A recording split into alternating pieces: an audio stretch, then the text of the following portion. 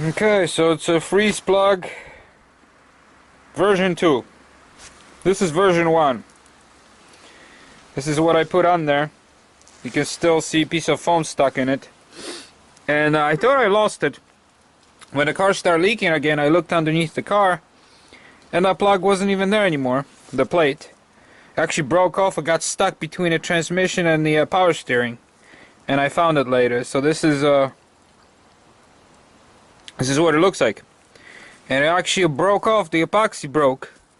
The cooling system is under pressure. It's usually a 15-pound pressure. But what happens to JB Weld, I realized, is that once you dip it in coolant, hot coolant for about a week, it actually dissolves. It turns into, now it's hard again, but you can see the edges. I'm rubbing it with my rubber glove. And it actually turns into like a soft mud.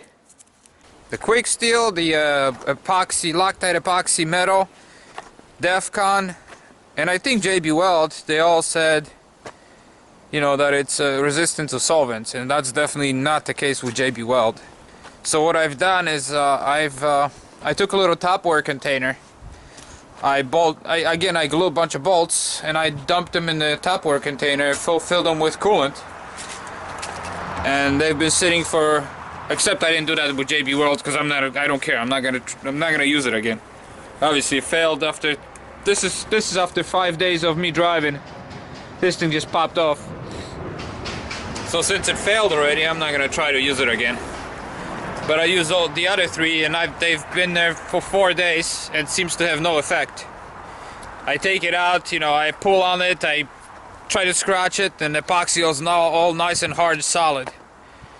Where the JB Weld just completely turn into mush, you know, like kind of like a wet clay. So that's just big disappointment because I used JB Weld for about 20 years. I had in the 80s and 90s I had a lot of motorcycles, and man, I would always break things and use JB Weld for everything. And this thing, it was just wonderful. Now I don't know what the heck they're making. It's just junk. Doesn't even hold up. You saw the test I did in the shop. We're gonna do more testing, more accurate. But JB Weld was just after Gorilla, which was Gorilla epoxy, was absolutely complete garbage. It didn't adhere at all. And that bar, if you watch that video, that bar was sandblasted, then cleaned with alcohol, so there was nothing on it. And all the other epoxies adhered to it, where the actually epoxy broke, and they never peeled off. Where Gorilla just peeled off from the bar, and then later peeled off from the bolts completely. Just have no adhesion. And even after 24 hours, it's soft. It's like almost like silicone. You can bend it and stuff, where the other epoxies are hard. So I would never ever use Gorilla. So avoid JB Weld and avoid Gorilla epoxy. Here's my car. I tilted the car just so I can get all the coolant out. Obviously I want to have it dry when I start gluing the new plates, and I'm gonna use a quick steel. Clean it all up again, you know, sand it down, use my spatula and sandpaper and get a nice clean metal again. So that was JB Weld was definitely not the epoxy to use, and something that has a coolant. It just, the coolant does something to it. This is what happens if you get a turtle. It's work, and more work. Go look in the basement. Yeah. Never get a turtle. Aquatic turtle. Pain in the ass. We adopted this one just to do a rehab because he was sick. Originally, when I glued this epoxy plates with the JB Weld, it was beautiful, 75 degrees every day. And I kept it in there for 3 days before I filled it up with the coolant. I did that on Tuesday, and I waited all the way to Saturday morning to fill up the coolant and fire up the engine and everything. So sat there for 3.5 days, and it still failed. Just so disappointed.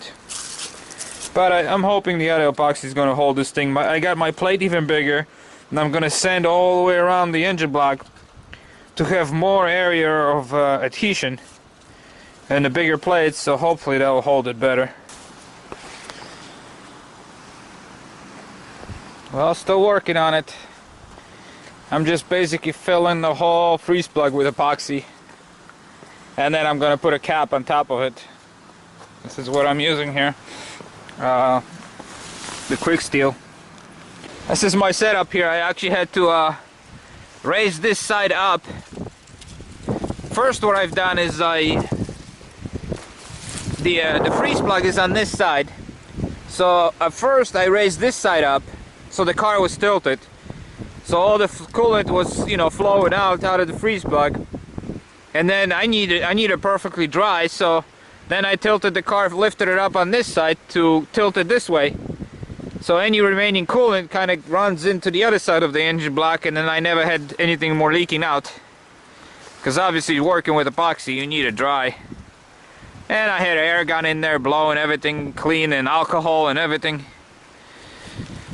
so kind of hard to reach anything, but I'm trying to keep it clean.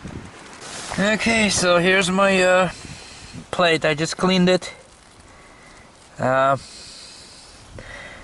Roughed it with sandpaper.